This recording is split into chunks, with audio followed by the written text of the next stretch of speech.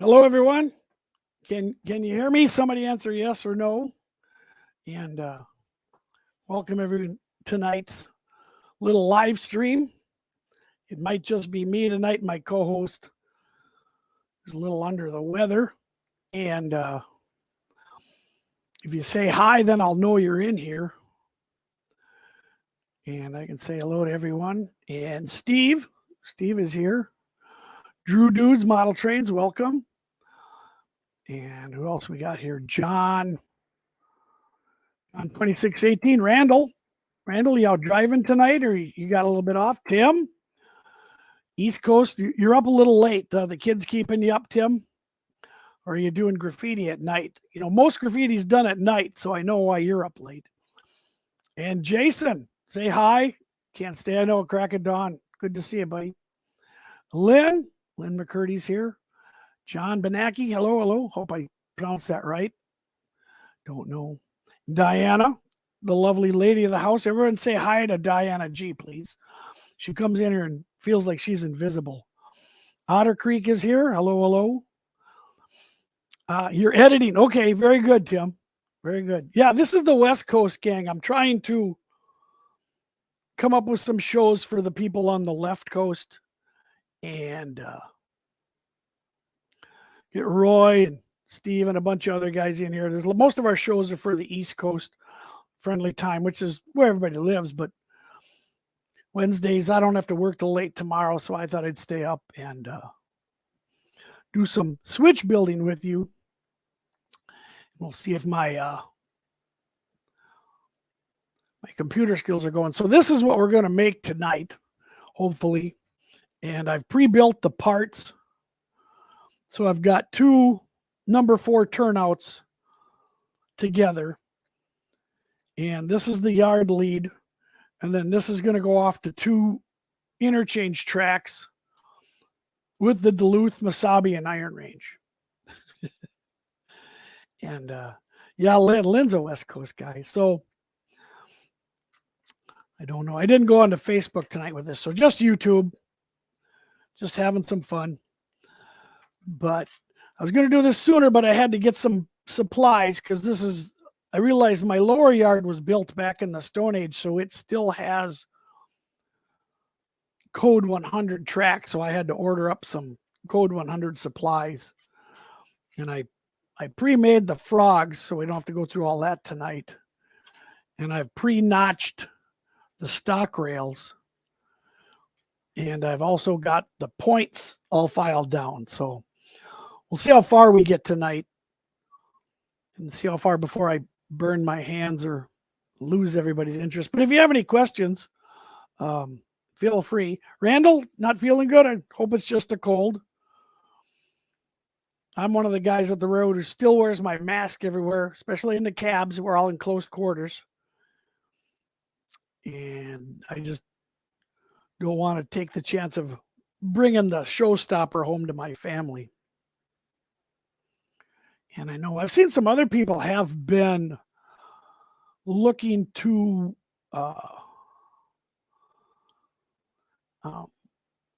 do some hand-laid switches. I know Jason was asking it, and I've been talking to the gentleman building the Frisco layout, and I highly recommend it.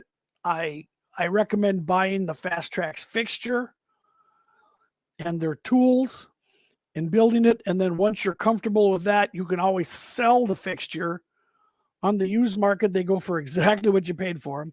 There's no use. Mine all sold. I just had to clean them up.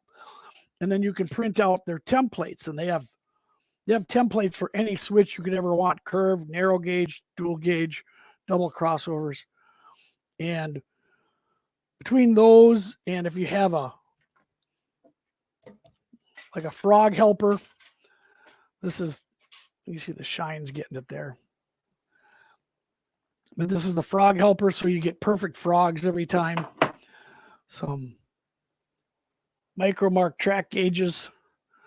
And of course the old NMRA gauge, which I don't seem to have handy here. But some other tools. I've got a clear acrylic car. This helps for the running around. You use the Fast Tracks Flux. I like their silver solder. This is some good stuff. And did he sneak in here? I don't know if he's going to stay up late or not.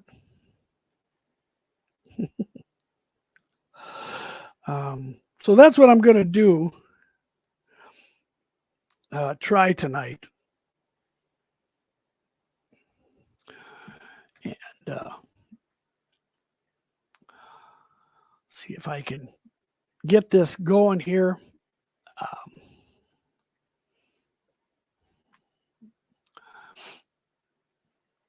And hopefully my tech will keep up with me today.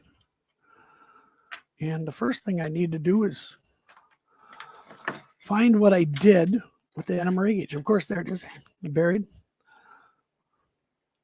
Can't do anything without this. Flangeways are great for up there, and the regular gauge and the wheels. This is the best tool you can ever get. Besides joining the NMRA, that's about the best tool. He's walking the dog. Okay. We miss our dog. We wish we had our dog back. But you can see I've pre-curved the rails, and I've done that by hand. And I do have a roller, a Fast Tracks roller. Let's see if I can reach it here. One of these tools, and you move this up and down, and that's really handy too for taking the stress out of the rails. You want to pre-stress them to the correct curve. Otherwise, you're going to have so many issues later. It's always going to do this. Oh, okay. So Otter Creek, there he is. So the PC ties that I have, this is a piece of scrap homosote. I don't know what they call it in all parts of the country, but it's like a fiber board. They use it for spacing in concrete and stuff. And I just have some scraps that I cut out. So my PC ties are, I tape down the drawings, and then the PC ties I spike in with a L-shaped spike, and I just hold them down, and that way when I'm all done, I just pull up the spikes and the whole thing lifts off, and I can clean it and do things like that. So has anyone seen Steve? I do have a question for our YouTube community. Has anyone seen or heard from Nisi? I haven't seen her at the live streams for a while. So I'm hoping she's doing fine down there in the Florida sun. Her and her husband are doing okay. I haven't seen Nisi pop in to many live. Of course, I've been missing a lot of live streams with my new second shift schedule. So I don't get to everybody's live stream, and if I do, it's usually break time on the train.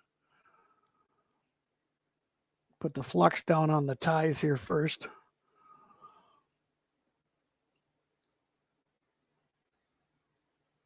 Once you get that first frog in, everything goes to that. The rule of hand building switches is everything obeys the frog. You build from the inside out. And other people may say something different, but this has worked for me. So I'll always add, in my opinion, I build switches from the inside out. And I've never had a problem with that. Okay, so you guys have seen Nisi. Okay, that's good. That's good. And Lynn's got her on Facebook. Okay. And Di's, Di's Rescue Dogs. She said we're Florida for dogs. that was a phrase I coined. They're pretty much at the end, and so we give them a good retirement, and then we go from there. So I try and get that point exactly right. That's the most critical thing, is to point to it, is that right there. Once you have that in the exact place, this entire operation will be built from that, and I can bend the other rails to where I need them and get them straight. So I want to get a couple of these tacked on. And the train inspector rescue. I like that. Yes. Yeah, all of ours have been rescues. John's been rescues. Sometimes they come with issues. I won't I'll be the first to admit that. Our third of the fourth really had some issues, but rescue cats. That's amazing.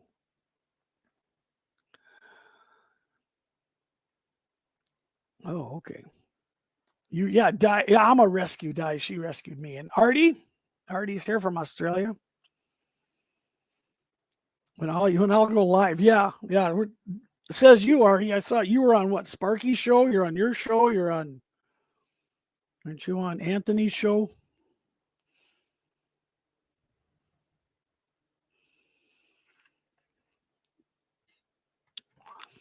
I have a Weller 35. I should probably put a new tip on it, but this one's working pretty good. And I'm just going to tack in the golden retriever. I'm getting thrown under the bus here, folks. I don't know if I like it. I'm going to move my plug. Give me a little more room to roam. So my goal is to try and melt the flux.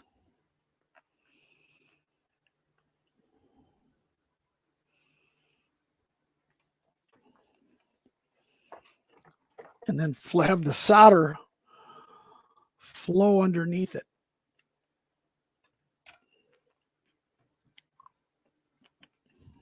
This is always a wrestling match to get the first piece in. I think I'll put the solder on the tip of my iron and then let the flux draw it under.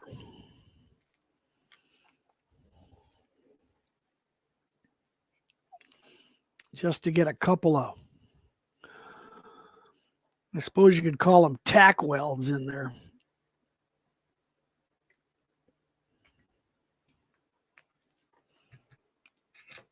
There. Now that's in there, and we'll work our way back. Test. All right. Do one ops.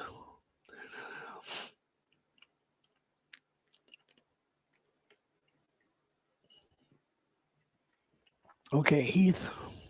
Different foods allergic to hot. You have a dog that's allergic to chicken. Wow. That's tough. So John says, have you ever tried the low temp solder and hot? I did with poor results, and probably because of me. I pretty much it didn't work. I thought it would be a neat idea because I've seen the Fast Tracks ones where people actually put these in the oven. They get all the rails tacked down, do that, and they put it in an oven at such a temp, and they come out just beautiful. It's kind of the same premise that you get from circuit boards. So it's an interesting concept. I saw it talked about and discussed on Model Railroad Hobbyist quite a bit. But I think I'm kind of set in my ways this. So, but I do agree it's a handy thing to have.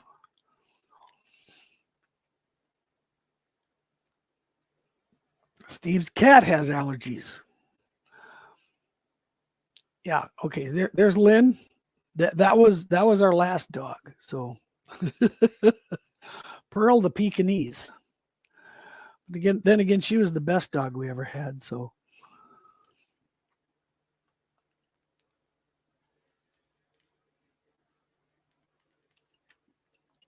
and what I'm doing is I can see the solder flow from the outside under the rails to the inside.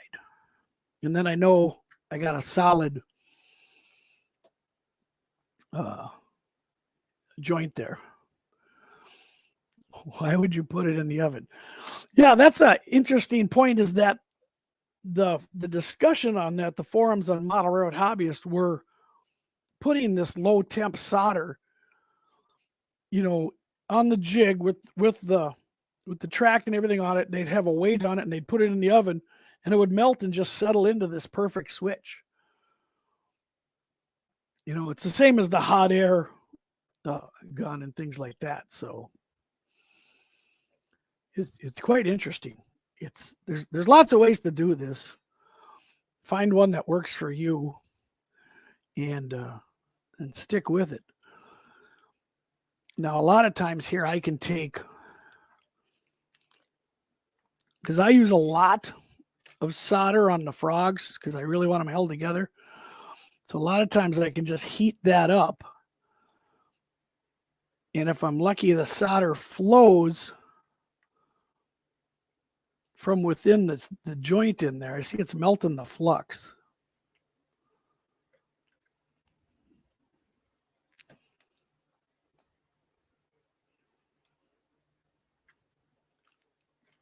There we go.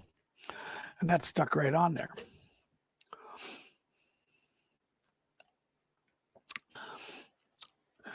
His name is Artie, but you can call him anything you want because, he's from Australia, so we won't go into that. Okay, so now I got to make sure I get this engaged back to here. So I'm going to solder that one right there. Then I can fill in the blanks. Make sure it's over the...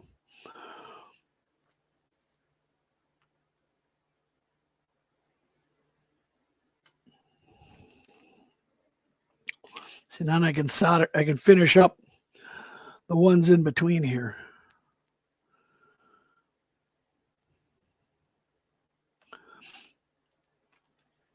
If you do the prep work, sound like Sylvester the cat here. If you do the prep work, they go together real easy. Like I said, cutting the ties, getting all the notches cut for the points, getting the frogs done, and you're basically building a kit. Yeah, Artie Party. I think that's his new nickname. And of course, Artie doing the Tom Sawyer. And I don't mind pet talk. I like hearing what other people have for, their pets. Let's see if my cooling pad is on there. Oh, it is. Okay. No one here has a horse. Artie's got a kangaroo and a koala bear. And that's why you crochet, Diana, because if I crocheted, I'd be like tied up in the corner like a spider web.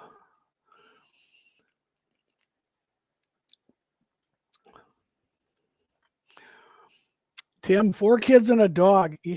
His wife has a lot of energy. I don't know where she gets it from, but I wish she'd share. She's got a wonderful YouTube channel. Tim, if you want to put that up there, go ahead.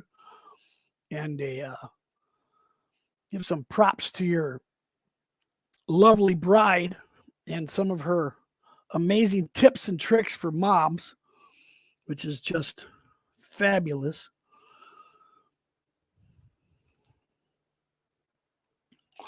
I may move that one over, but we'll see. Under the bus you go. Yes, under the bus you go is right. You know about model railroaders. We love the bus.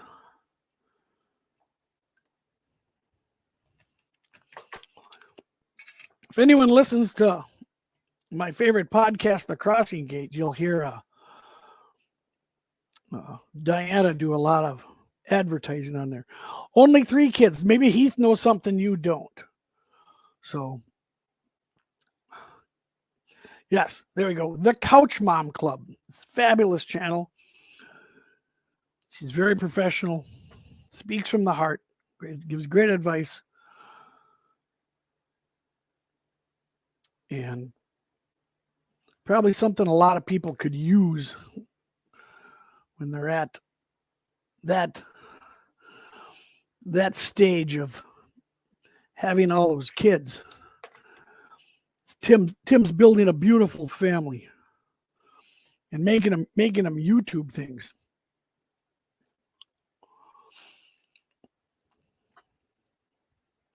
Oh yeah, I see. Okay, so Tim's number 4. Yeah, that makes sense, Heath.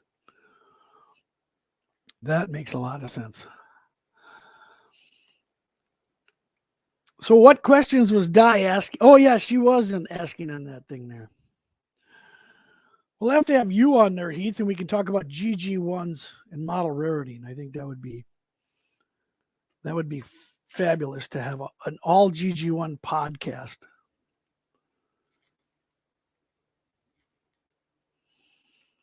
Or the all circus train podcast. Tim, you're welcome.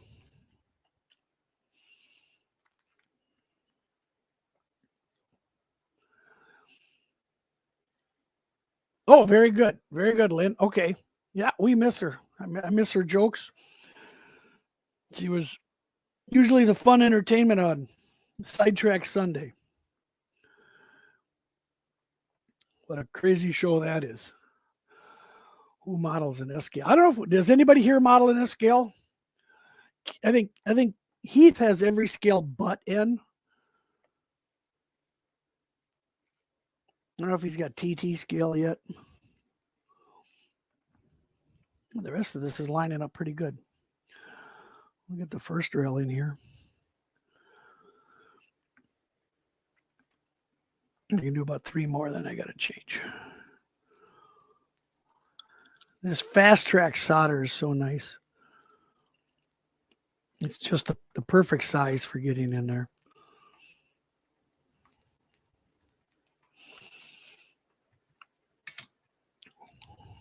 Heath is a hobby shop.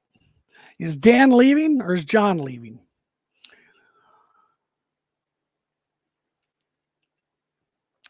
I do not know. I don't think Hot Wheels are S-Scale. I think they're closer to HO if you change the wheels.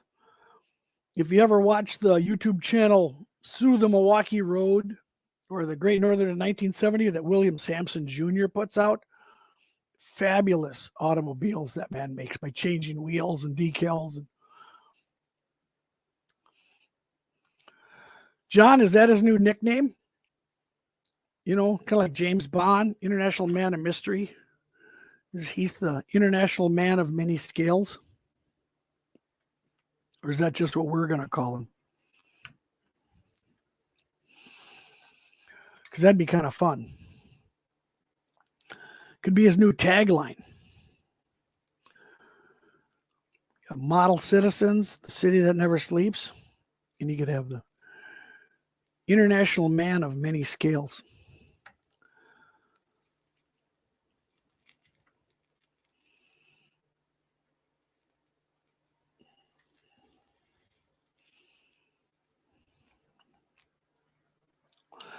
And there we go. We got one rail just about done.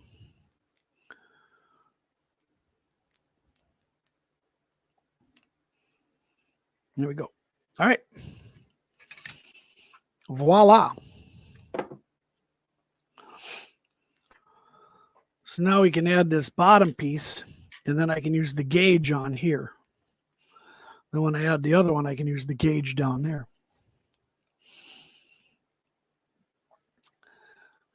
No, the grandson will not be getting S-Scale. No, we're not gonna have him be picked on in school. I don't think that's fair.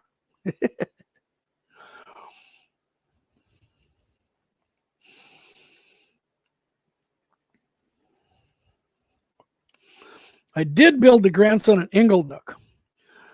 Does anyone here know what an Inglenook is?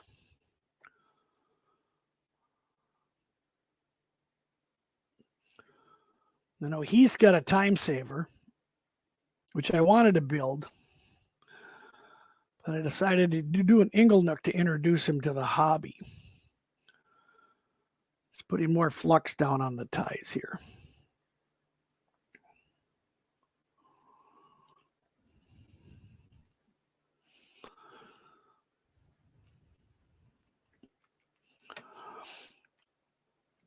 A nook for Ingalls to hang out there.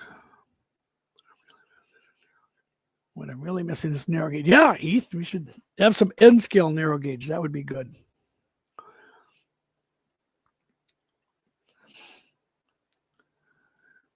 All right.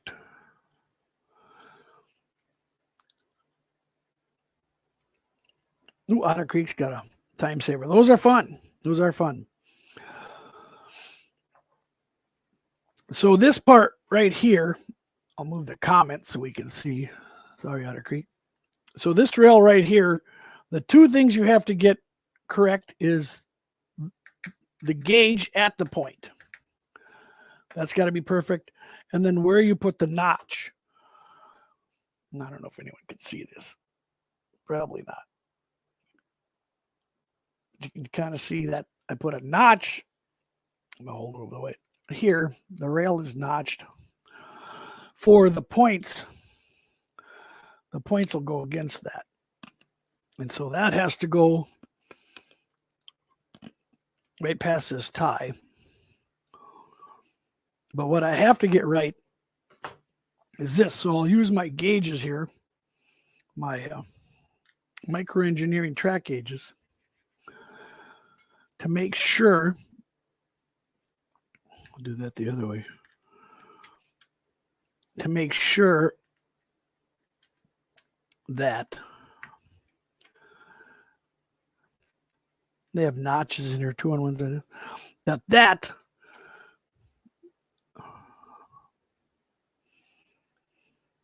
is perfect in gauge. And according to my trusty NMRA gauge, it is. So that's going to be the first tie that I'm going to do will be this one.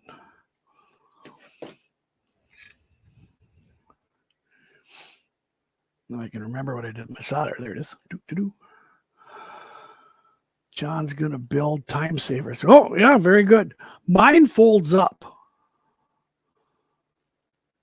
It's very cool. And the power pack comes off. And my notch stayed right where it should be. And that and the frog are dead on. So, success. Yeah, I had a friend at work that does woodworking build this foldable table. And so it folds up, and he has to learn. I put one of those re-railer tracks on there. Does everybody know what those are? They look like a little grade crossing. Handy little re-railers. He hasn't quite figured out on his own to use that yet. And that when the cars and the engine comes off, I cheated on the engine. As we all know, kids want things to go fast. So I bought an engine that had a gear down kit in it, an old Ernst gearing kit. And so it can only go so fast, which is good for him and his age.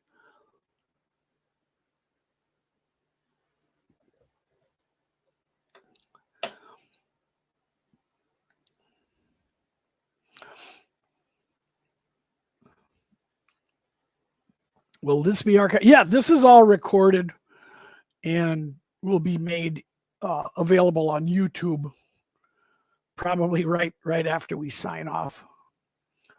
So Artie needs a time saver too to finish the not that kind of time saver, Artie. Not that kind of time saver. Let's see, we got more people in here. My band is going down. If anyone new, come on in and say hi so I know you're here. Shays are cool. Yeah, Otter Creek. Yeah, Shay would be perfect for a time saver. Of course, at that point, it might be a time waster. But I like Shays. I've always thought they're the coolest engines. And I think if I didn't do iron ore railroad, I'd probably be doing logging.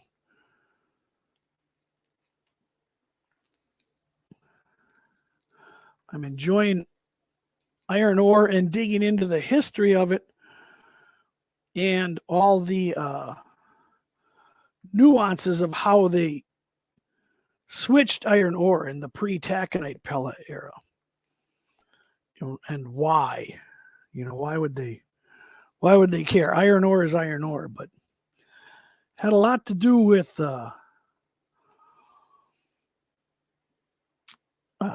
percentage of ore content, in the red dirt. And all right, good night, my bride. Everybody say good night to Diana.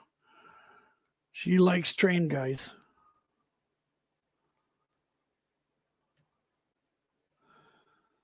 Push this down, see if I can seat that in there a little better.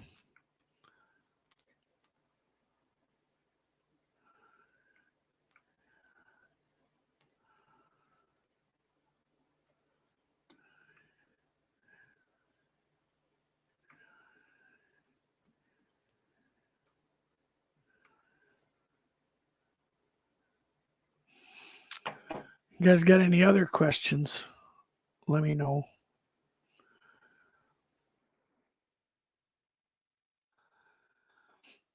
Any prototype questions or things like that, let me know. Randall's in here. Heislers. Now, Heisler's the ones that look like a guy jogging. Because I think the climaxes are the ones where you don't see much gear on the outside, right? And a Heisler looks like it has that one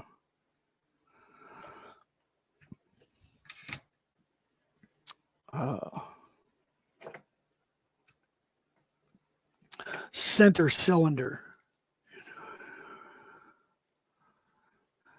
Guinea pigs. Okay, well, there's a new pet. We're not up to horses yet, but somebody has a guinea pig. Okay, all three geared. So what are the three geared, Grandpa? Is it Shay, Heisler's, and I think it's Climaxes, which I don't know what they were named for. It was that name of the town or something. So the next thing I need to do is put in the next frog and then get those correct. And then I can put in the long rail and go off everything because that'll be the last piece.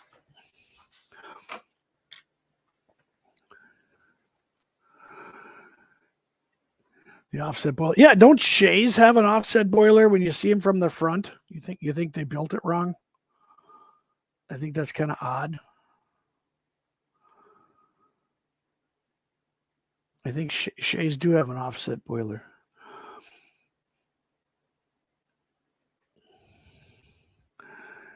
Be kind of fun to have a old time mining railroad with Shays and stuff like that. That would be pretty good. Drag around all those ore cars.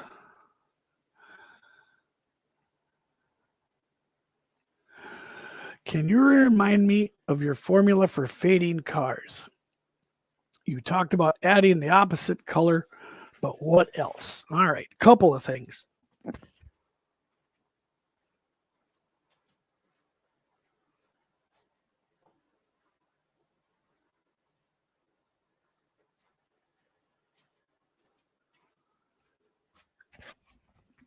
All right, Tim. So I learned this from a couple of weathers is color theory. And so one of the ways that I fade a car, if I have a green car, you know, a Chicago Northwestern, something like that, you always fade with white. So if I'm going to airbrush it, you know, I'm going to really thin down some white paint, less than skim milk. And then I'll add a few drops or even one drop of like this red violet of red. You know, if I got a brown car, I'm going to add a drop of green. And the opposite color will make it fade. The other thing that I do is if you have a car that's other than gray, just find even a craft paint or mix it up that's one shade lighter. And a guy named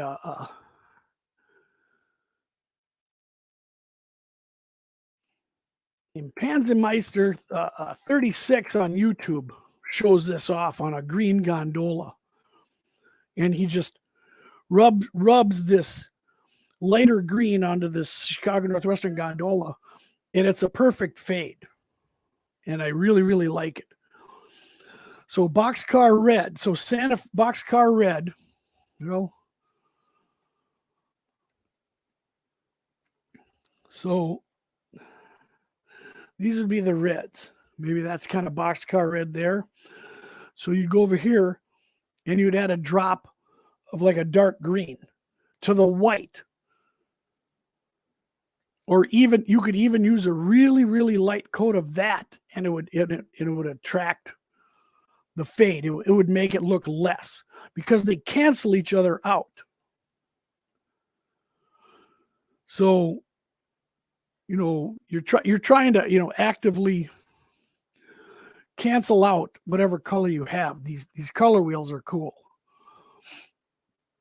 And they even show you here green to add red, you know, and how to make different things opposite. You know, and you can look across the wheel. So next time you're in an art store, pick up one of these, the buck. These little pocket wheel guides. Then they talk about primary, secondary, tertiary, warm, cool, receding, split, complementary. But yeah, I use this. I've had pretty good luck with it.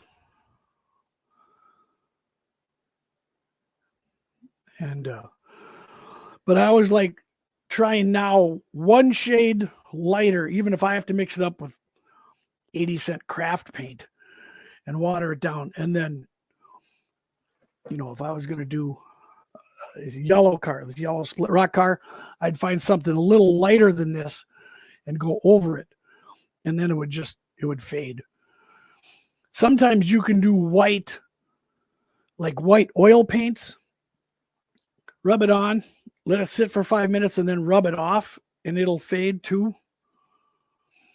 But practice it, you know, go buy. Like I've got a box of the $1 cars from the flea market. You know, the guys at the table always have the box of crap underneath there. I always look for gondolas and things like that just to practice on, just to kind of like, okay, is this going to work or not before I bust out the scale trains and, you know, other things, exact rail $50 boxcar and stuff.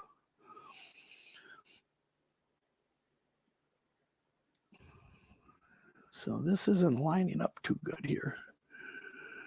I'm going to have issues with this one. Where's my frog helper here?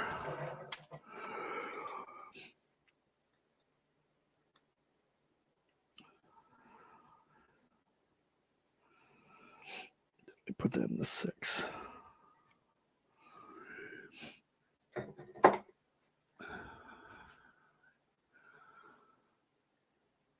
Oh, exactly, Tim. Exactly. And yeah.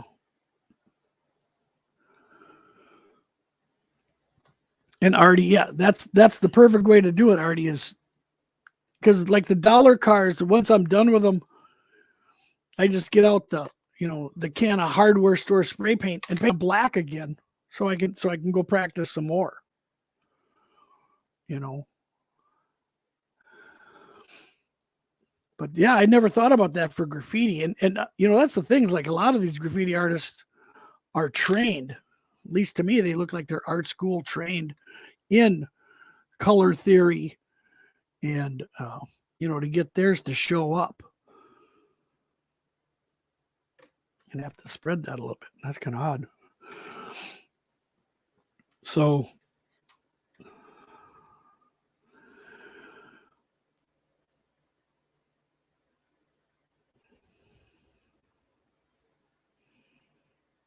don't know if that'll work.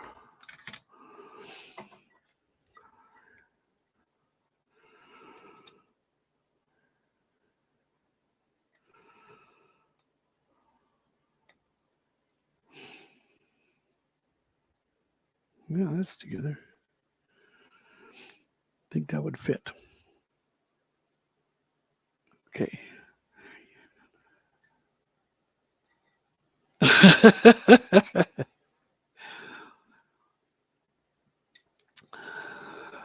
Why didn't you wait to solder the stock rail until after you soldered this frog? Well, this is easy to move, and you're probably right that I should have only soldered up to this point and then left these. And but I can remove that real quick with some solder wick.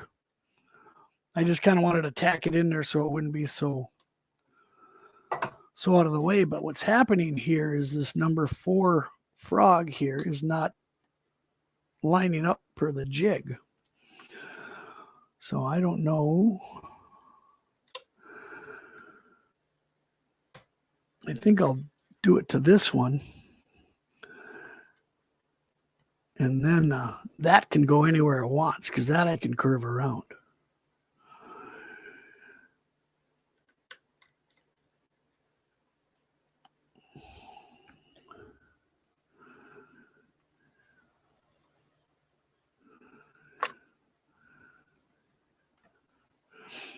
And then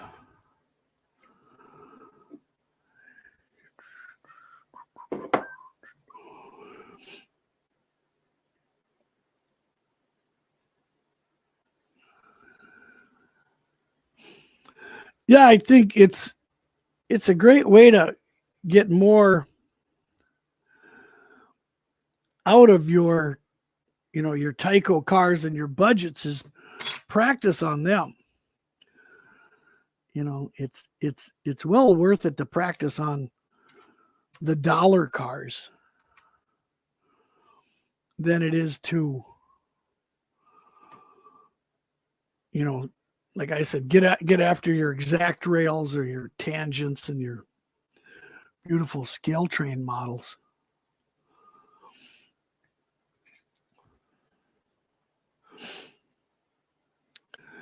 Yeah, no, I agree that I could have waited on those. I think I was just being greedy. But it does give me a handy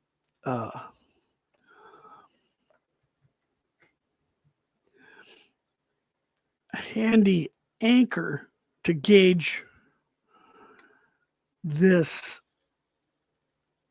frog rail on. Tack that on. Tack on another one.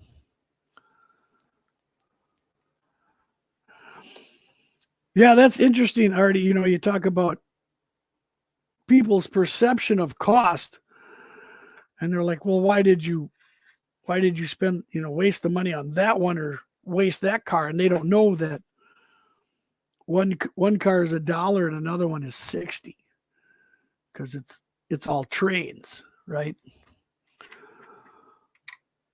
And therein lies the hobby, you know. Will these turnips be done for me by Christmas? Yes,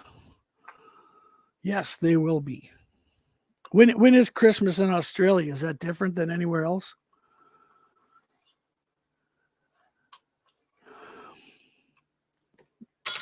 Or is Christmas no matter what around the year? I think it is.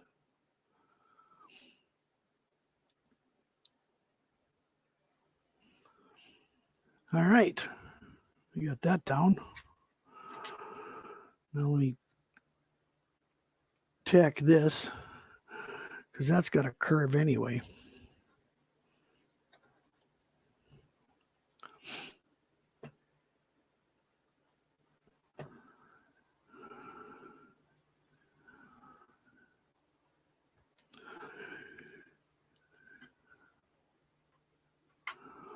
Move that tie over.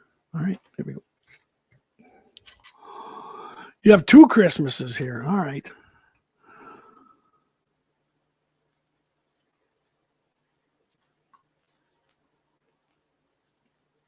Now you get Christmas before us, isn't that right, Artie? You get it's like New Year's. I was reading today that Australia is one of the largest producers of iron ore. So Australia and Brazil, it used to be the domain of northern Minnesota and Michigan, has been surpassed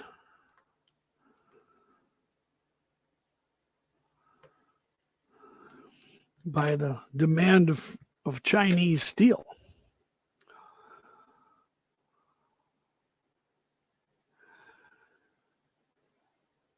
Fast Tracks has only curved radius templates. I wonder if I could use an HO template. Yes. Yes, you could. And I've done that.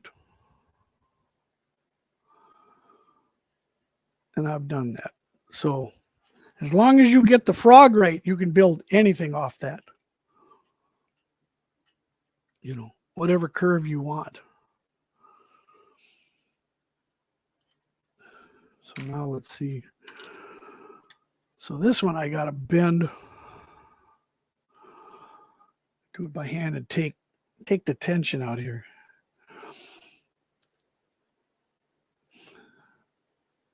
But he doesn't have HON3 curved switches.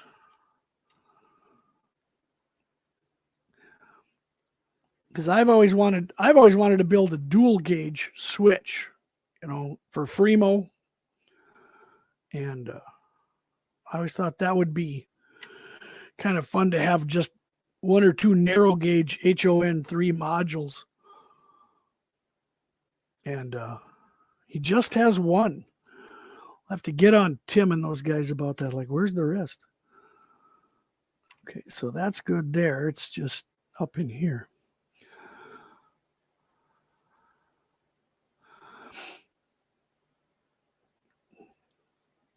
Yeah. There you go, Drew. Dude. Yeah, I can. That's the thing. When something breaks, I can fix it. I don't have to go buy another one. Oh, I didn't know you worked up there, Artie. Is there really nothing up there? I mean, it just looks like absolute middle of nowhere. But I guess there's money. I think that the BHP and those guys, the locomotive engineers, before they get rid of them now with automated railroads, are the highest paid in the world. They actually, I think, get more than the Japanese do for the high speed trains. So, they were talking about the highest paid engineers in the world. Certainly not us on the freight rail here. N-scale. Yeah, Tim, if you want some N-scale switches, let me know. I've built about 50 of them. I still have lots of code 55 rail. I got to build some for Heath. I think I'm getting somewhere here. All right, look at that. Little there.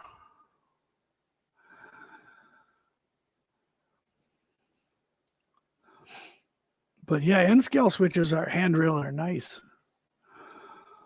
Took me a week to get from there to here. Yeah, I suppose. Unless you fly. Because what do you fly? You have to fly into, is it Perth?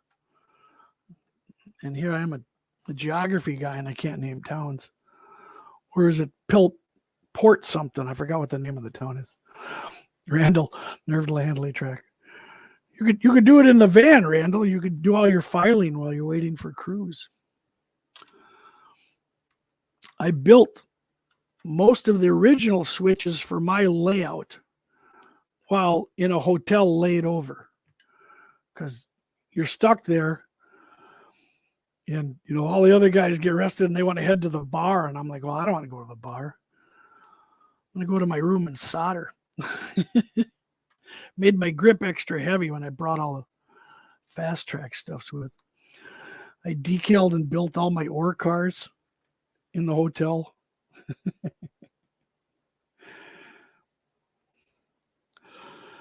Is there anything in between there, Artie? I mean, how many miles between a gas station out there in Northwest Australia?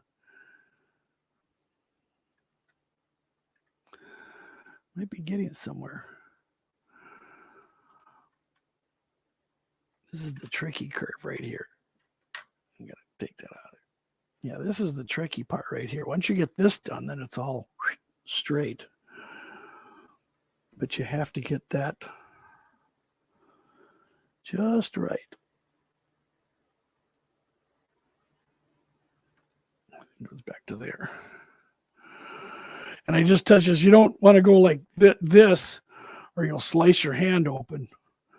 So I just take this and I apply a little pressure, on there with my fingers. And slowly work it to where you want it so there's no tension on it when you solder it, because that'll cause the solder joints to break. That's the real tough part about handling it. So that's good. That's good. And right there. The metal shavings all over the inside of the van. Well, you could, open the window.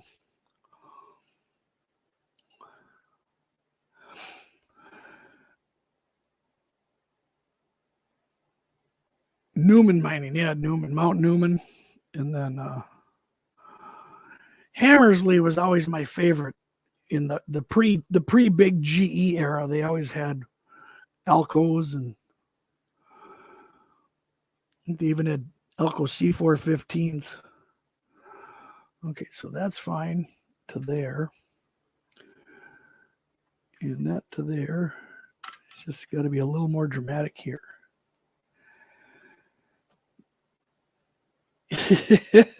Yes. I think Fast Tracks should sell a kit of Band-Aids and antibacterial tubes to whatever. Because I have sliced many a fingers. That's why I now take my time with this. Ask me. That's an ask me how I know moment. Okay, so to there, and then this has to come back just a bit. Okay, so Hammersley merged with BHP. So 280 miles, and you probably need as much water as you do gas. Is it at least pretty up there? Is there anything to see or do? Or is it just all industrial wasteland?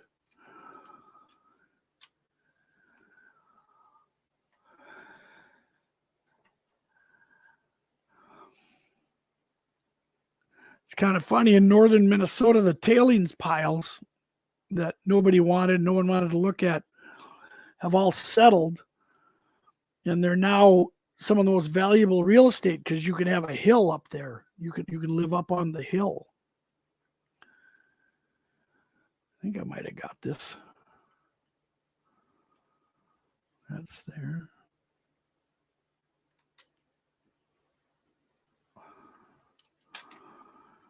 This nickel silver rail is very flexible and pliable if you work with it a bit.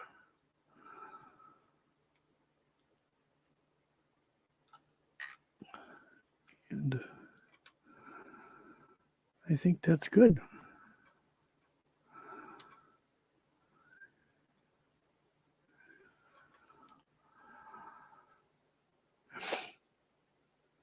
The sun rises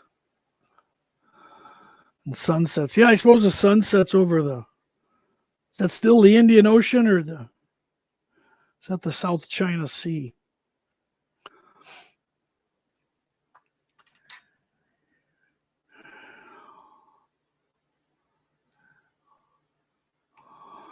So I'm going to get the section around the frog first. Then I can go this way and we'll get the section around that frog, and then we'll do where the points go. This is just a micro brush, and the flux is like a hard paste. It's actually a soft paste.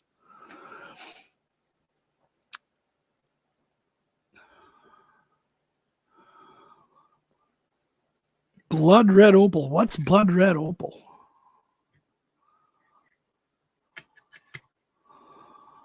That would be, I don't know if I've ever seen that or heard of that. So I got my notch where it should be. And then I'm going to put my gauges here and here. And then my notches line up there too as well. So I've got it centered where I want it. Now I just have to get it. South China Sea, okay. The most disputed piece of real estate in the world outside of Eastern Europe, I guess. All right. That's right on the money.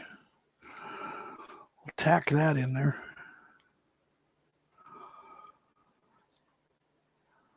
Hot lava.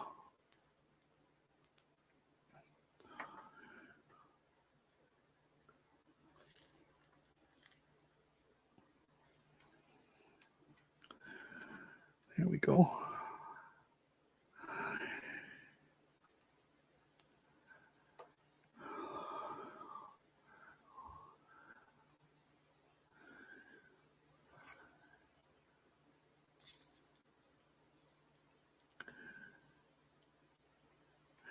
What I'll do with the gauge here is I'll push against the rail so the rail is hitting the exact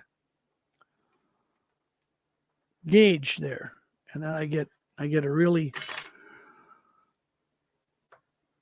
accurate distance in there.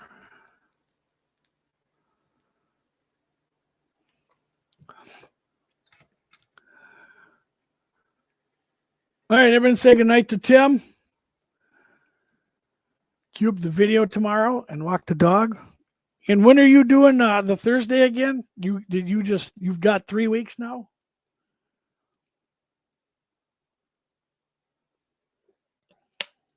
What's the Thursday show called? I always get the Tuesdays and Wednesdays and Thursday shows mixed up.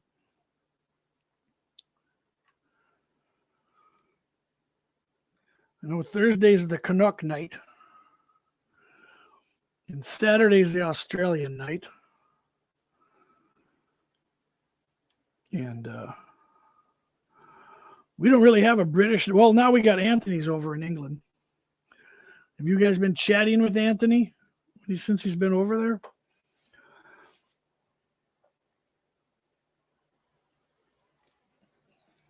Third rail Thursday. Thank you, Tim. I think I forget it because no one models third rails. So I don't know where you guys got the name unless it's like Front End Friday or something. It's just trying to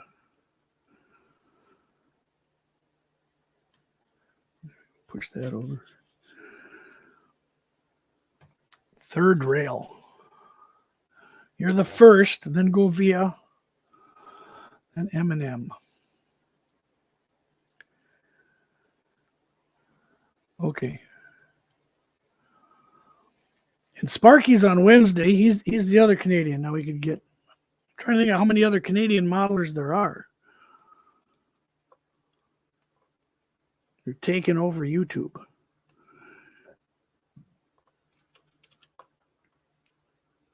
Okay, that's getting tight in there. I gotta watch that. So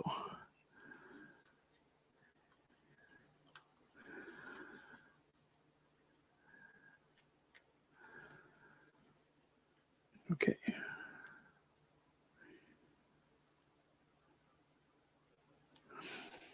See, that track's so tight the gauge is stuck there. And 5 Thursdays. Yeah, there's lots. That's good though. We love Canadians. I've had more fun in Thunder Bay and Winnipeg than I ever did in Miami or anything than that. Of course, there are stories I can't tell on YouTube, but a lot of fun in Canada. I miss going to Toronto one time. They had the National Model Railroad National Convention was there. And of course, that was the summer where they had all the SARS breakout. And it was also the summer I joined the Marine Corps. So the Marines weren't going to let me take my vacation to go enjoy trains one more time. They didn't really care. They didn't really care.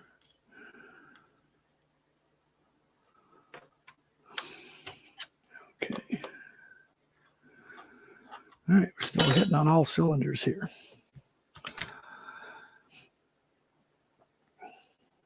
Yeah, I saw that Otter Valley show. That was really, really great. Chris organized that. Does Otter Valley carry any brass trains? I wonder if they carry any like brass engines, the old stuff. There's still a couple things that you can't get in plastic. Miami is overrated. It's safer in LA than Miami. Well, safety is a relative term in the United States.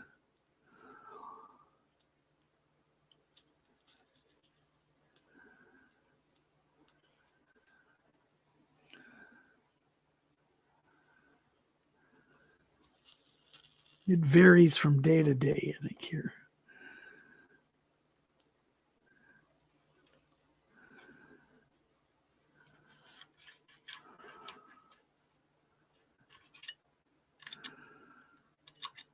All right. Coming right along.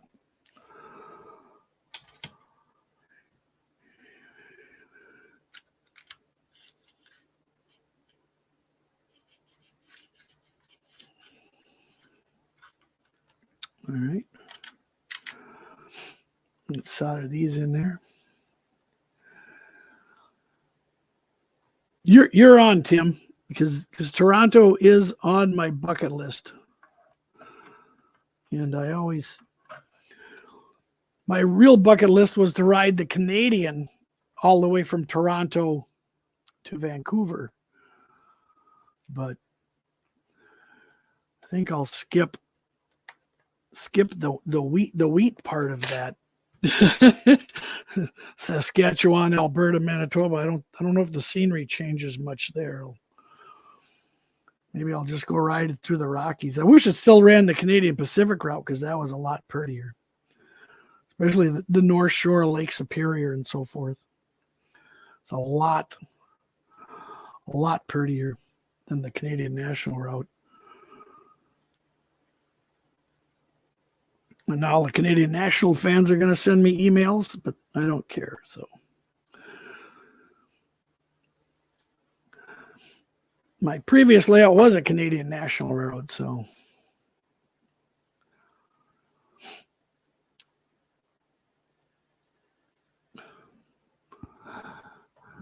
now we're seeing who's the capital of Murderapolis here.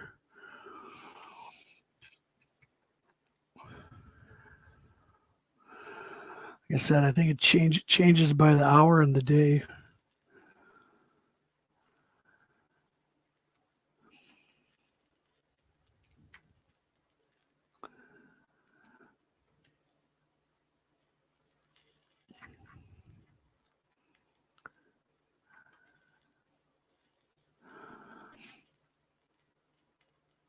It'll be interesting because these will be, I think, two of 4 switches on my layouts that will not have under table controllers because of where these are getting placed is right where I've got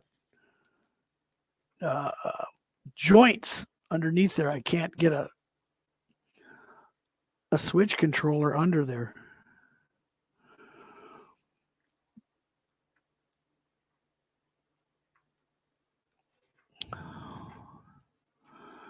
So I have to use caboose ground throws. So I'll have to do caveman switches. And we'll see how that goes.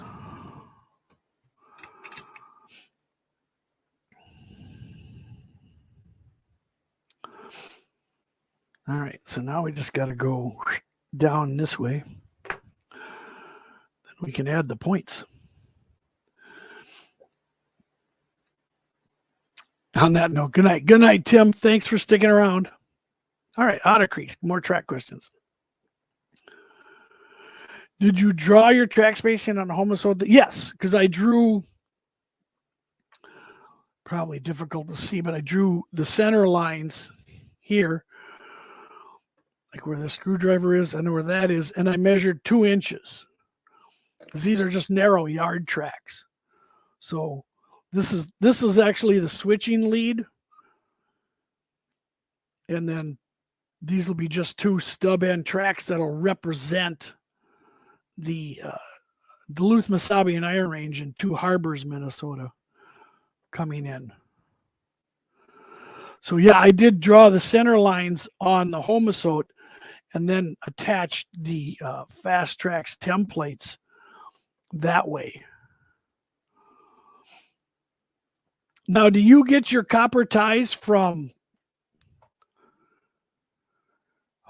what do I want to say? Where do I get mine from? Ah, crap.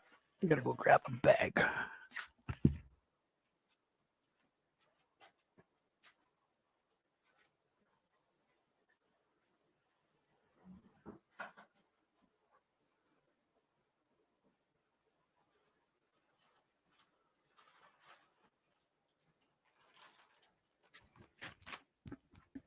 Clover House. That's what I was going to say.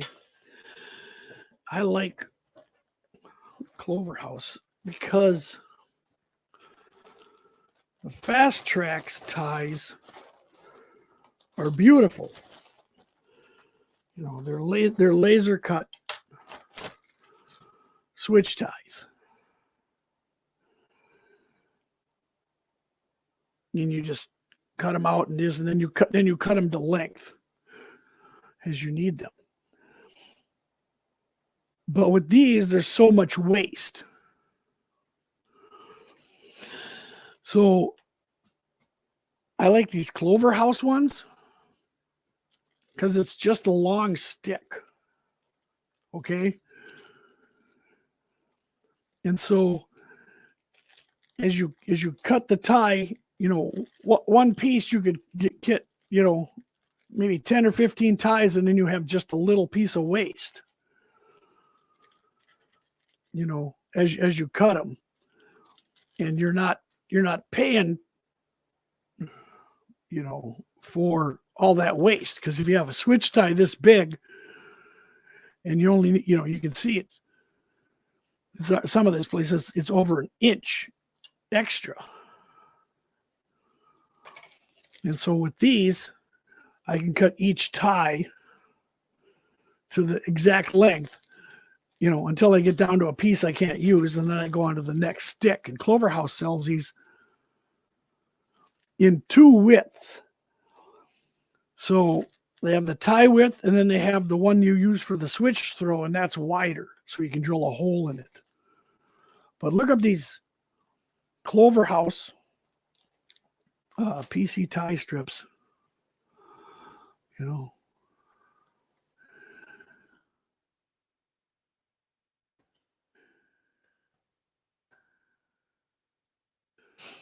it's a number on that 1263.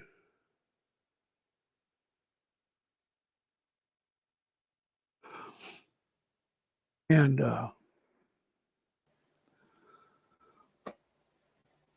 yeah, Fast Tracks makes wonderful stuff, but it was just so much waste. Do they come in HON3? The ties? Yeah, you can get the regular ties in any scale. So like this. This is what I don't understand. So the Fast Tracks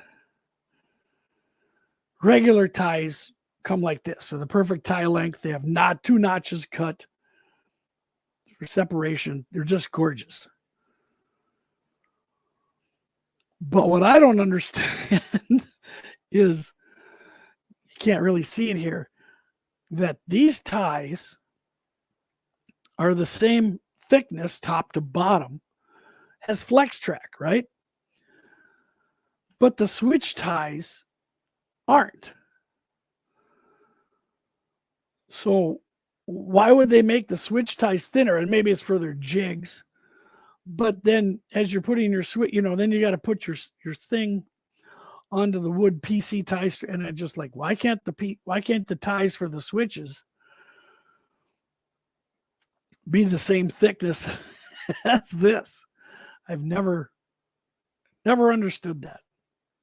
Even the Clover House ones are 031. So it's kind of odd.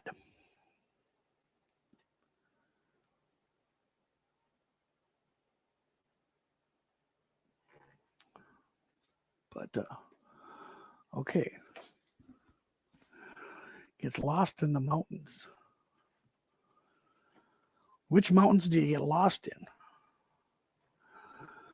I'll move this back into my picture here.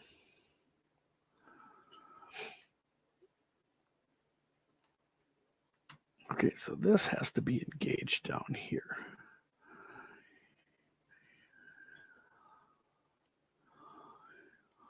And this has to be engaged. This is the last point before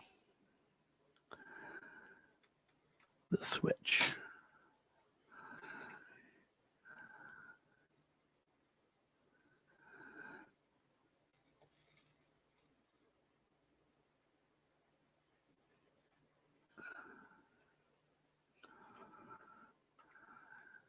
There we go.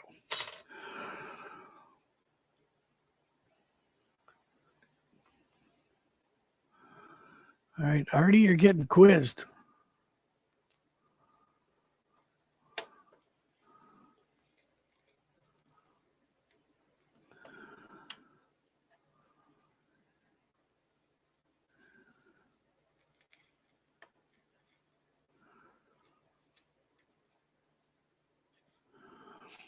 All right. So I still got that. That's good. And that is good. Otter Creek, I don't know if you have them, but these Fast Tracks files, these diamond-shaped files, are lifesavers. I must have 6 or 7 of these. These are so nice for filing the points and the frogs down to a sharp edge.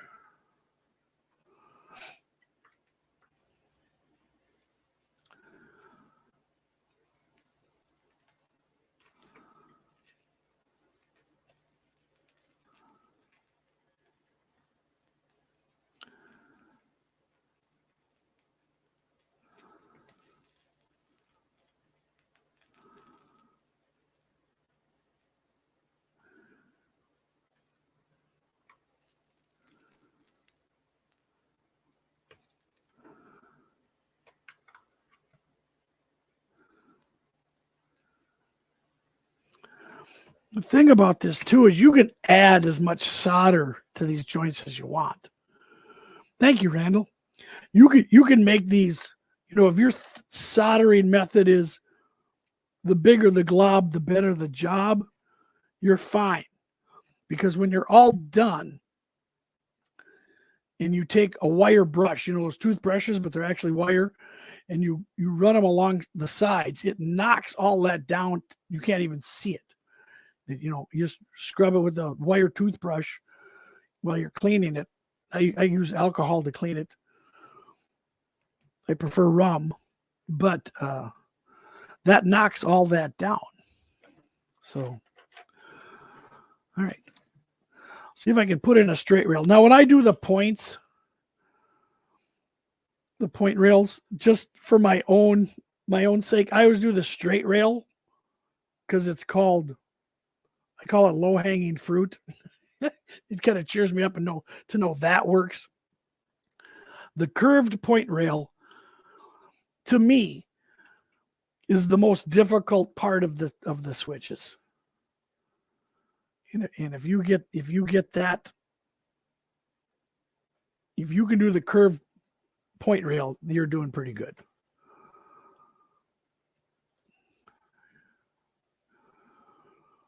Yep, 20 turnouts. That's good. That's good.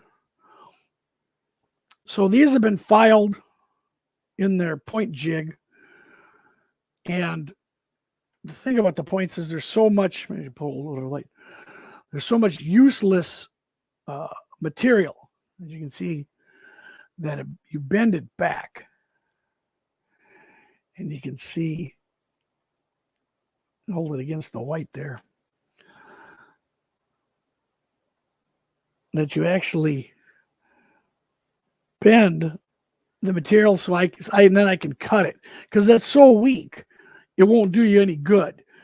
It's a real fine point, but if you just left it like that, it would be destroyed. So you get out the little cutters and you peel that back to where, to where it's all solid. And Fast Tracks even tells you to do this. And give it a good nip. And now you got, you've got a strong point. And I can use these diamond files to clean them up. And I'll clean up the bottom so there's no burrs.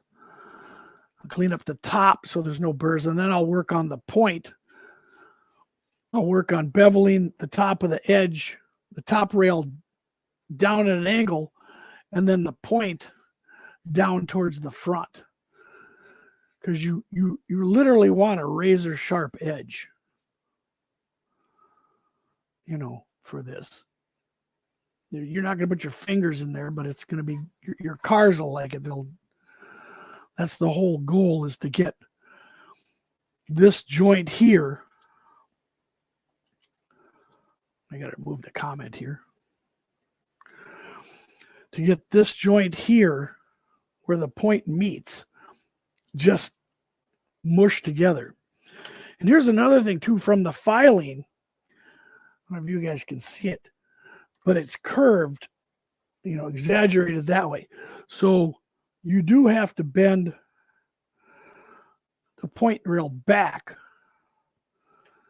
to get it straight. So when you hold that against the stock rail, it should be straight.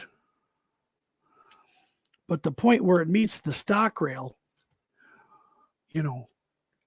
should just be flat, because you've cut away the base of the rail, the ball of the, not the ball of the rail, but the base.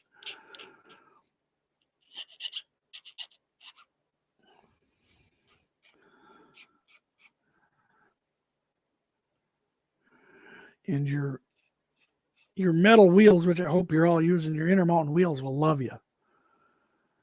And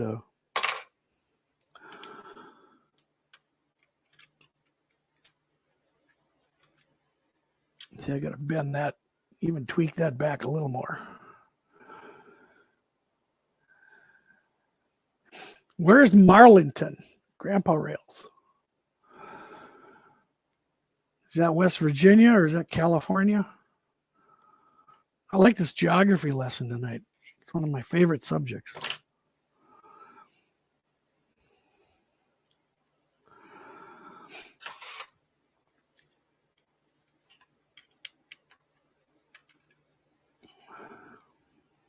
That looks pretty good.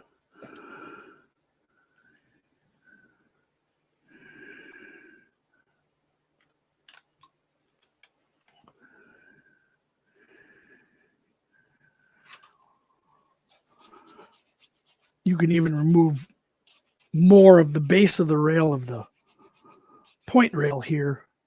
So along the bottom, I'm going to get more so it fits over here even better. I have to be breaking out my Dremel tool. West Virginia, Mountain Mama. There we go.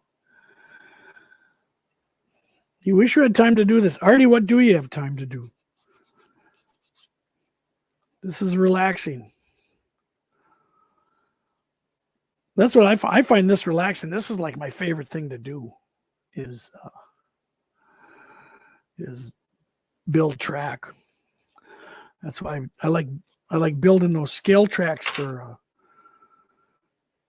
Jason and Robert. It's kind of fun. I always like to test myself and see what I can do. So I'm always trying to find something I haven't done yet. I've built double slips,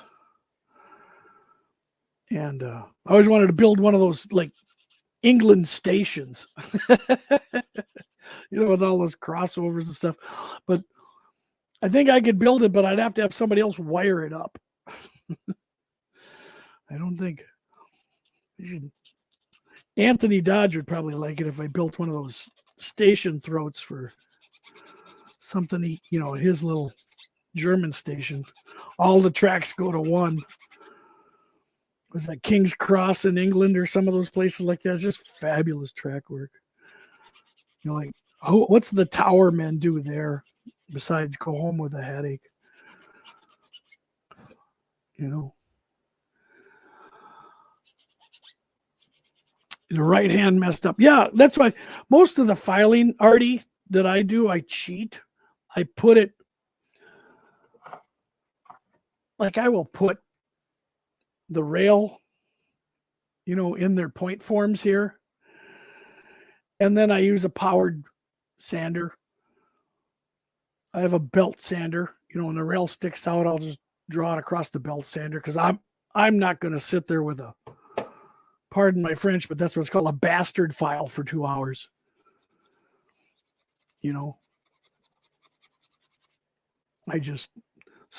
I cheat, and if that's cheating, but I call it speeding up, and the filing isn't the fun part of making trains. He is being a pain there. Okay. Where'd you go? There we go. In fact, that's what I'm going to do. I'm make a notch. Where are you at? What my issue is here, and I'll point out, is I did not notch this far enough back.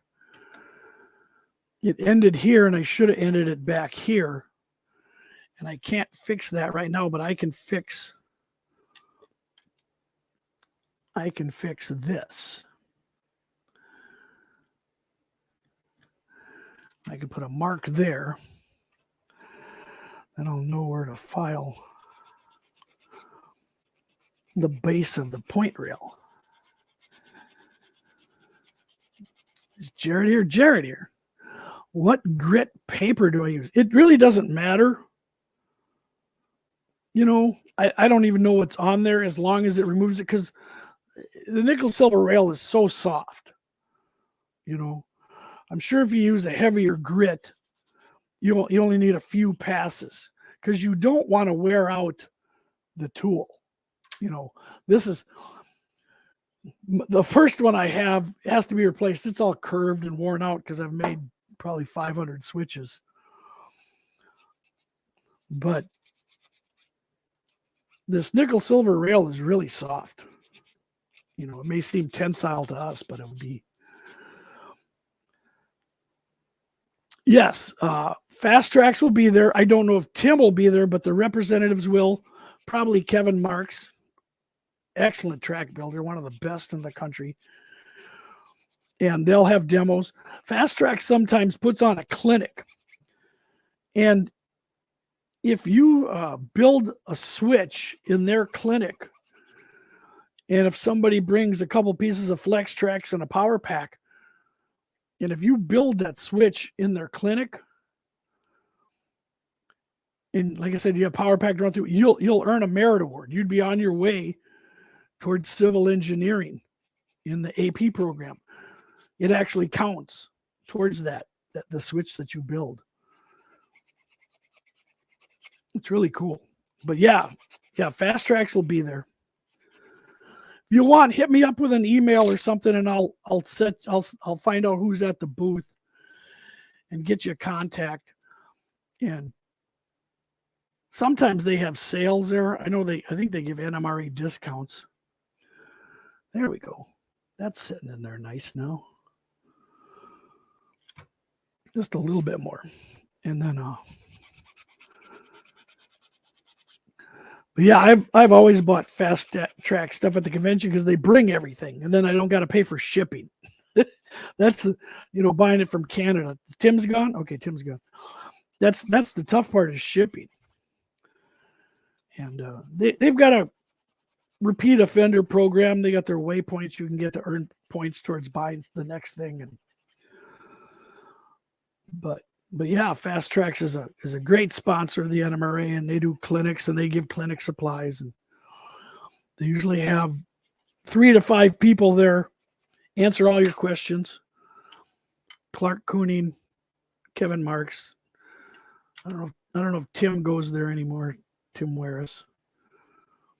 But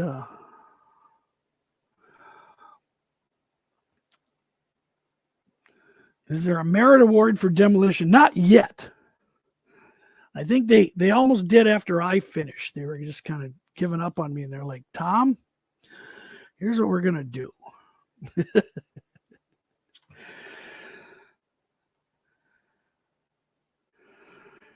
All right, I get this pointed in towards the stock rail, and I think we're pretty good there. So now I'm going to take a scriber, and I'm going to mark the spot where I'm going to notch the side of the rail and bend it. So it'll come along here, and then I'm going to bend it, and it forms the guardrail. And this is really critical that you want to get this spot. I don't know if you can see it. We'll see if I can even see it. But no, it's too tough to see. The shiny metal doesn't do good for the camera. But I use the cutters on just the base of the rail, and I cut a V. So I cut it once way this way and once way that way, and then it'll bend. And it should be in the right place. Oh man, I got a pretty good V out of that. So I cut let's see if I can see it there. If it'll focus. I'm gonna have to get another camera with a stand and put it on there.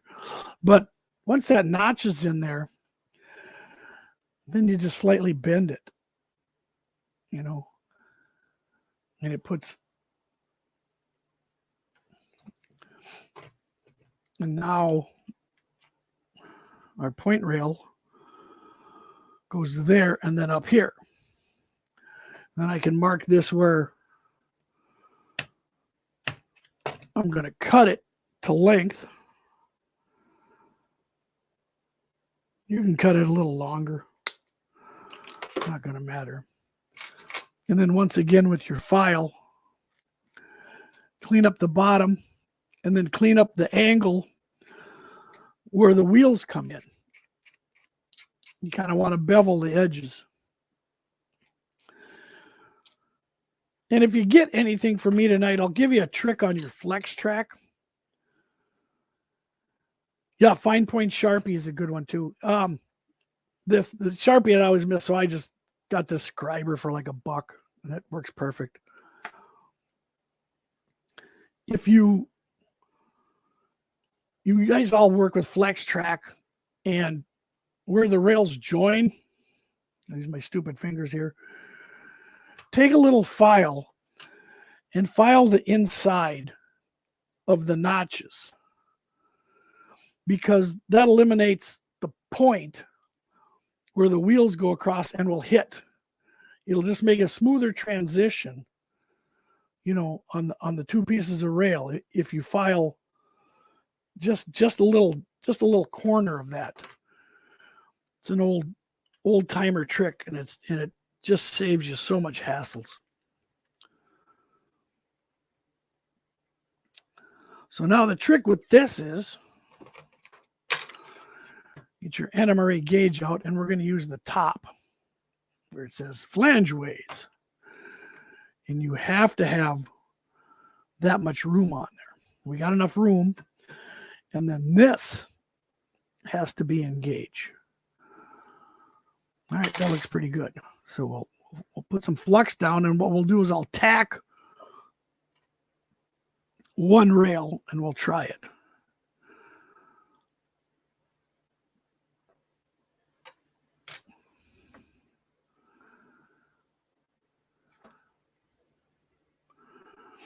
Okay. I got it down here where I want. I got it here where I want. And I got it here where I want. All right.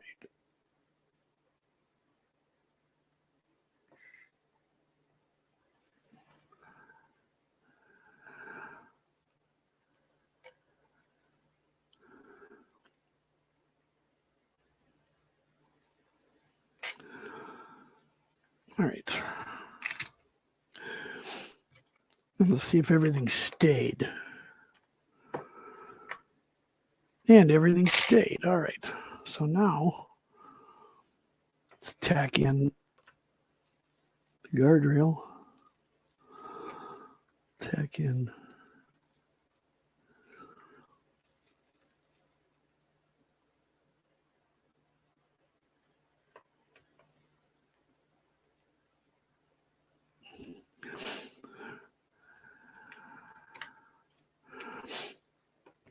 Okay. And now you can get out your clear car. If you ever go to Micromark and you got a couple bucks extra to spend, I recommend one of these little clear cars. I put metal wheels on mine, but it's fabulous for looking at what's going on or wrong. You know. So that's pretty smooth. You can't even tell where the frog is. You cannot feel the frog. When you add the little guardrail over here, it'll be even better. So, and then I'll have to pull up that spike there. I suppose I could now. Let's see if I can see this. There's the little spikes I used to hold in the PC ties. A whole box of those.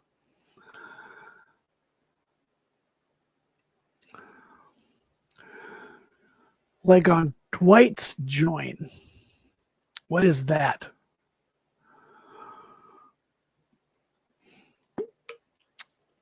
Oh, Artie, you're talking about the clear car? Yeah, it's very handy.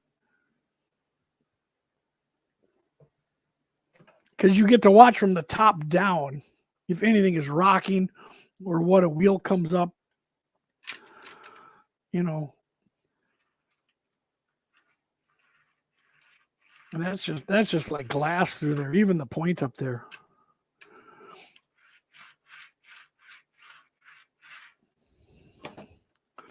That's a pretty good looking switch. All right. Well, we'll see if I can do the curved rail here. So the same thing. We'll go another 20 minutes. I'll speed this up. So I'm going to break that off and give it a cut here. Just like talking to you guys. I'm so glad you guys stopped by. Gotta see who else is on the West Coast. Is everybody? I know Artie, you're in a whole nother place, but I gotta Steve, you're on the West Coast, aren't you, in Oregon? Because I usually have Roy on. I like having Roy, so I'm looking for a West Coast co-host and a chat wrangler. I think in StreamYard I could set it up where somebody other than me, I think I can have one other person put up notes and do things. Also, if anybody wants to be a YouTube moderator, let me know. I don't think my show's popular enough to get spammed. I saw the Russian bots were out on a couple live streams tonight, but they weren't the train ones. I was watching some techie ones. So now with this one, I got to do the bending it again. Drew's out west. Drew, where do you live? What state? You don't tell me exact if you don't want to, but how much rail? Okay, see if I can understand. How much rail overhangs in the point tool? Yeah, there's quite a bit of that hangs out in this point tool, because you got to figure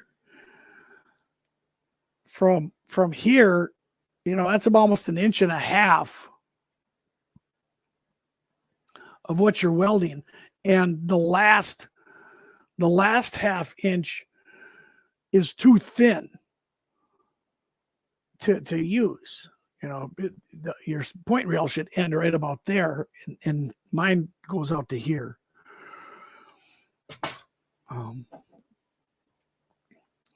But I like solid points, because when I first did them, that's where I had all the issues. Besides that, and my guardrails. So, that's pretty good. I think I've done this enough times, I almost got it. Derailed Daryl. Who's Derailed Daryl? Roseville. Okay. You're in SPUP country.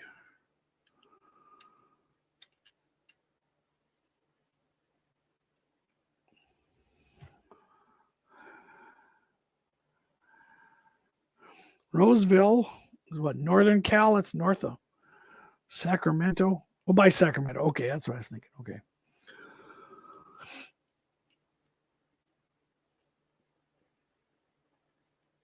Okay, so that goes there.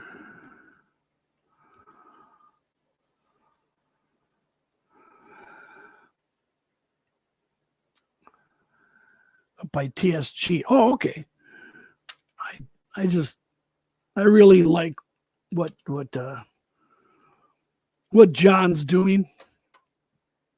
That TSG is such a boon for the hobby, and I think him and John and his wife are such good people.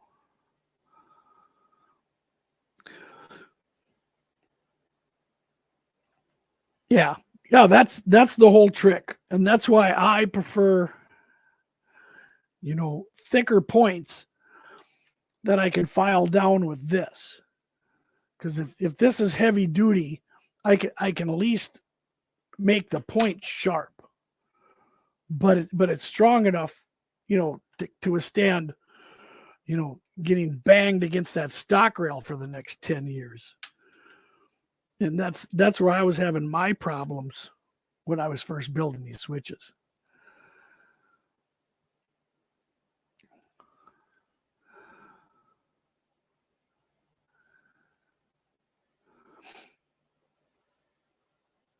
Pasadena is new to live streams. Derailed Daryl.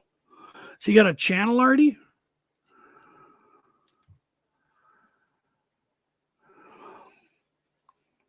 Is that SoCal Model Trains? Is he still putting out YouTubes? I know he was going to redo his layout or something. He always had good quality. I always appreciated the feeds that he would do. All right, I think I got it. So I can mark the notch.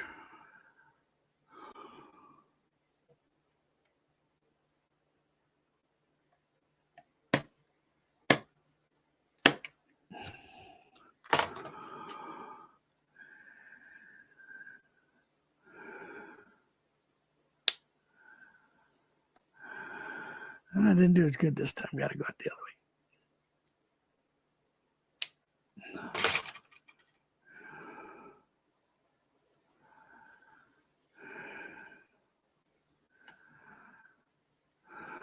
Maybe a little more. And back a little.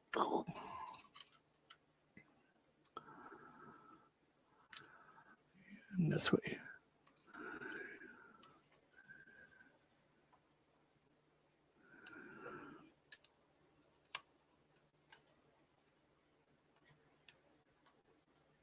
Okay, what am I hitting here? Fighting the same battle here that we were doing over there. Yeah, post a link if you would, Artie. Yeah, Drew Dude. Yeah, I agree. Because he does have his layout in his garage. I forgot about that. That it might be, he might be spending time at Hermosa Beach or something too. So I don't blame him. Summertime is tough for modeling.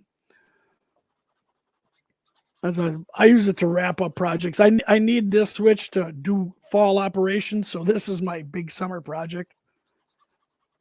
This will be hopefully the last rail added to my layout. I've got enough, but I've come up with this crazy interchange iron ore idea. So now I need to follow through on it. Because I've already added it to the ops paperwork. Now I just got to put the track in. I'm like, the cart before the horse, Tom. Good job.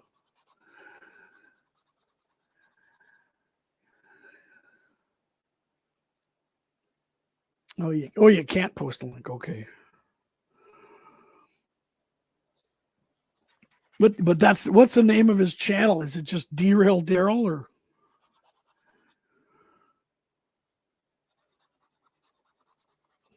See, this is why I need someone to help me here to post up channels. Okay.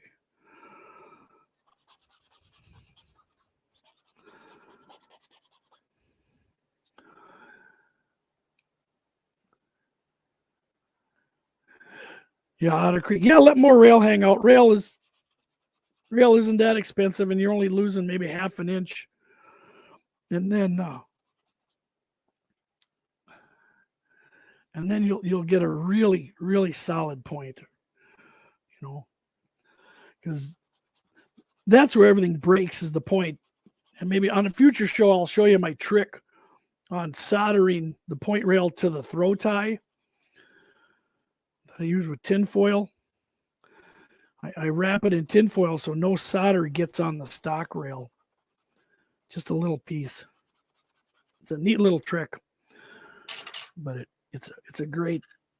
I suppose they don't call it tricks anymore. What's the popular thing? Hacks. Here's a life hack. Is that what everybody says now on the TikTok and the interweb? Are there model railroaders on TikTok? I do not know. Okay, I got to cut that there.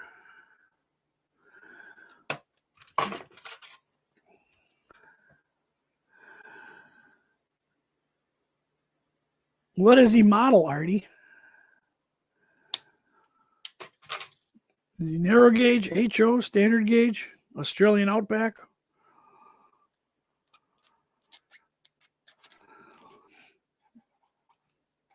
I'll carve down where the guardrail is over there. I'll carve down, clean up the bottom, but I'll also carve the notch where the wheels go over here.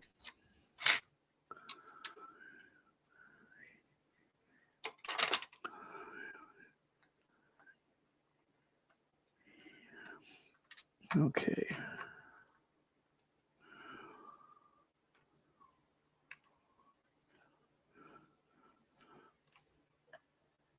I think I got to bend that back a little bit.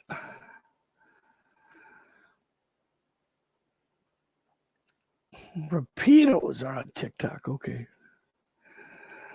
Boomer uses brass rod as a hook to his points. As a hook to his points. I don't know what that means. Okay, he models UP and HO. Does he model modern UP or the classic 70s? I think if I couldn't model what I'm doing now, I'd probably model the UP in the 70s. That was my favorite, with all the crazy engines and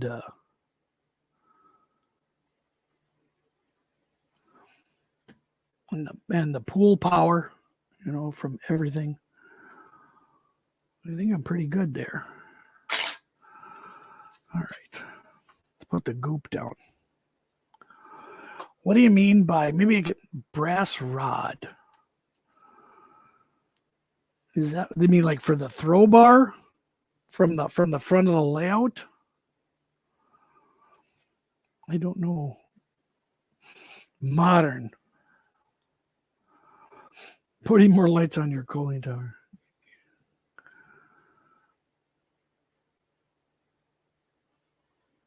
Okay. So I need to get this first.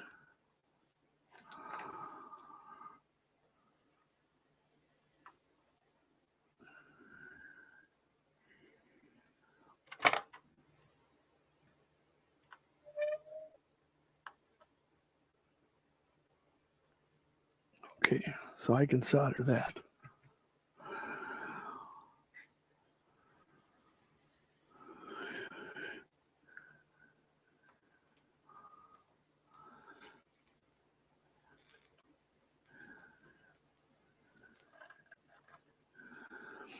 All right, so then I can solder the gauge to that.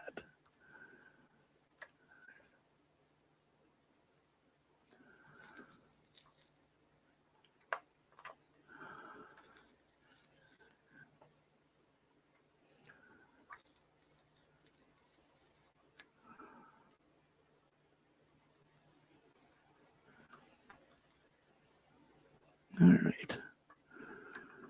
We might be in business.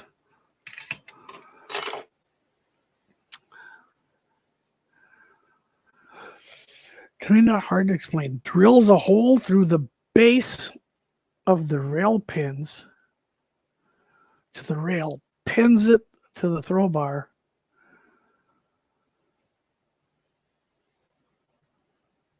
Huh. Because I've got, excuse me a second. I've got Z-scale ties. And I've seen people do this because here's the throw bar. I haven't put it in yet. But they put it in the throw bar and then they'll add extra Z-scale ties. So it's not just one point, moving the point rails.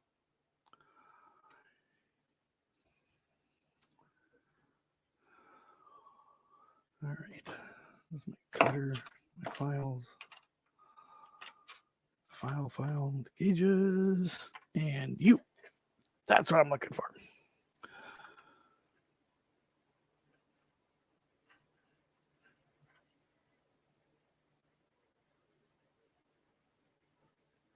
That's pretty tight.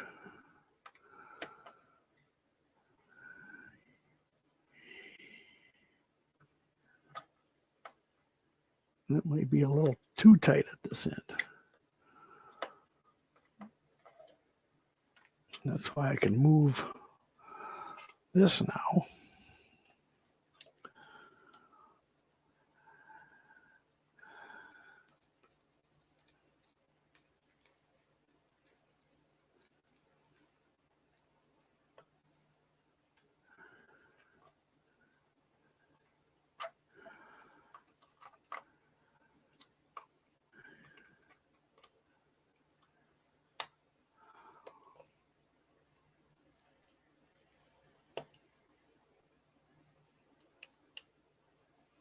There we go.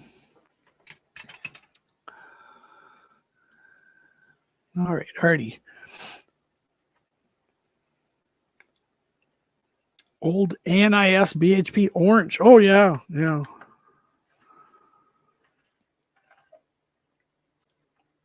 I think it's kind of cool that Georgia Southern has has iron ore engines on his layout. I'm like, where'd you get that from? He's got the BHP ones in the bubble scheme or something like that.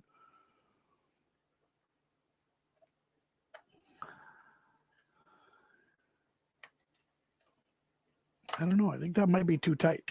We'll check her with the car du jour here.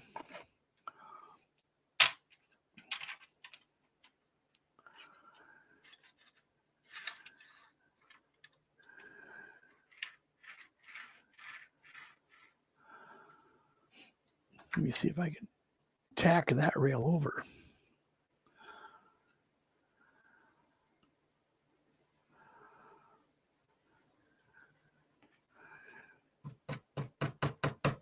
There we go. Get the point rail out of the way.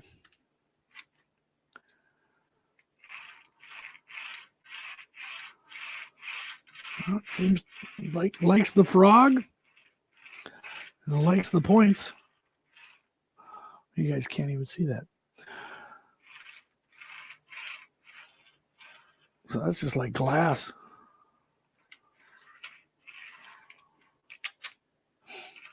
All right. See, that's what I like with these. Doing it this way, Fast Tracks, you get such better tolerances, you know, than any store-bought switch.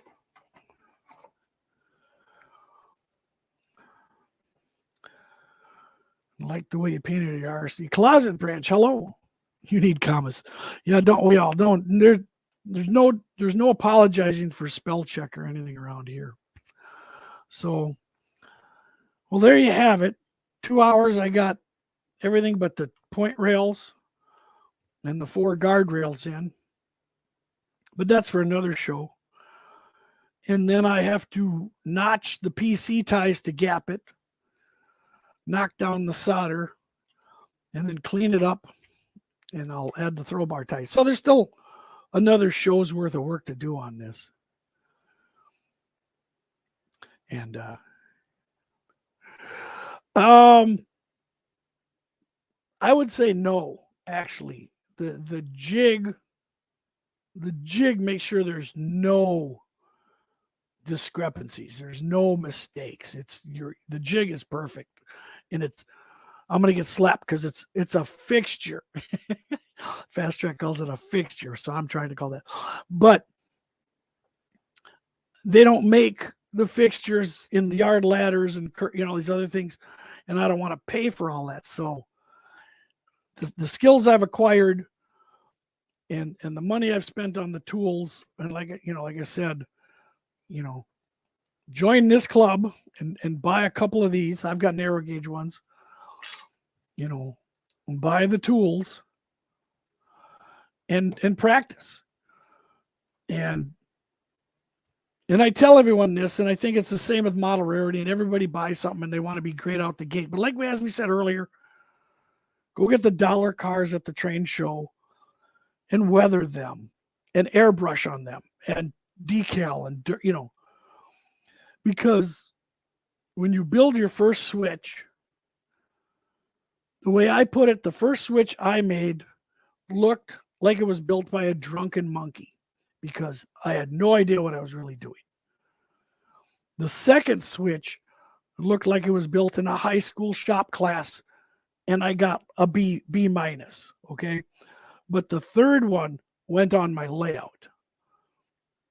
And ever since then, they've all been really good. And after building hundreds of these, I can fix anything. If there was something wrong on here, I can unsolder it, change it, get out the gauge, and I'm good to go. it's skill building. It's with anything else, everybody does their first weathering job or the first model they build, and they go, well, how's this look? And I'll say, well, show me your 100th one. Carpentry, how'd the first oil change on your car go? How'd your first attempt at making dovetail joints? So I can't say I'm better than the jigs. That would be disingenuous. And but these are accurate. Thank you. Thanks, Grandpa Rails. I appreciate it. I hope someone learns something. I hope you guys keep asking questions. I love the discussion on all kinds of things, geography and iron ore and weather. And Randall, if Randall's here, I hope he's feeling better. And my whole yard B plus A. Yeah. Well, keep working towards that A minus A. And it's kind of funny to look back on, you'll look back and see, well, that's the first switch I put in. And that's the first one. You're going to tear that out. After a couple of years, you're like, it's got to go. It's I just,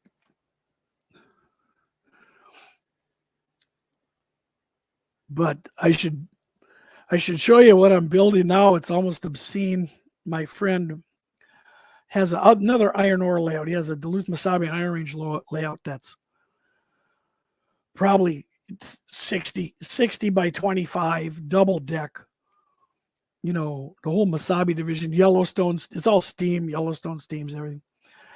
But he bought store-bought switches for the south end of the main yard at Proctor, and there's nothing but trouble. And so I threw up my hand like an idiot and said, I'll build all those switches. And so he drew it all out on a single sheet of paper. And I finally got a piece of this Homosote to put it out on. So that's going to be a whole YouTube project, is building this 6 foot by 3 foot switching lead. And they're all curved. So pay attention, watch for that, because that's going to be, if I had any hair, I'd be pulling it out. So, but that's going to be enjoyable. I have to get this done first, and then go on to his staging for nose. Yep, exactly. Why not build those switches first before you get into the other ones there? And Randall, good. Okay, hope you feel better, my friend. Hope you do. Colds are tough. As you can hear, I've just got allergies. If anyone knows what a cottonwood tree is, it's snowing outside right now, cottonwood. So Nancy, welcome. Just in time to say goodbye. She's here, and hello all. And I'm interrupting Jack's 24-hour stream. Yeah, skills improve over time. If you're willing to admit that what you're doing is not right, because otherwise, I'm doing that with weathering. I was weathering a bunch of my stuff, and I'm like, it's all looking the same.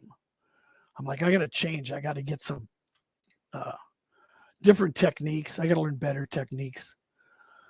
And yeah, I think if you're willing to change and you're open-minded and to ask people and ask the right people who want to be there to help you.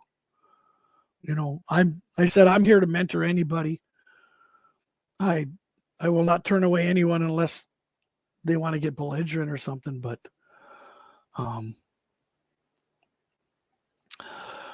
thank you. Yeah, the pull rods, that's a video coming up. And because it's beyond simple. In fact, when I learned to do it, I was like, really? And I've got 100% foolproof turnout control for less than $4, probably less than $3. The most expensive part is the double pull, double throw switch. Otherwise, it's a wooden dowel, a couple pieces of 040 brass rod, a corner protector, some screws. So, yeah, that'll be another show. So I want to thank you guys for watching.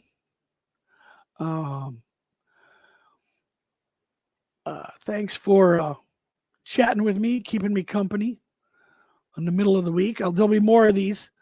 I'd probably like to do every other Wednesday. For now, I've got Tuesdays and Wednesdays off work.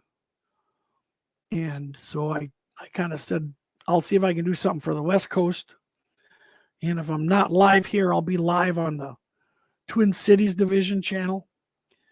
And hopefully, if you guys want, every other time, one will be the workbench. And then the other time we'll operate. We'll run the layout and we'll operate and things like that. Well, thank you, Artie. Good night, Grandpa. Thank you, Nancy. Thank you, Drew Dude. Otter Creek, everyone. Thank you guys for being kind to my wife earlier. That means a lot to her. She's come on these streams a couple times and people have ignored her. So now I sick people on her. Yeah.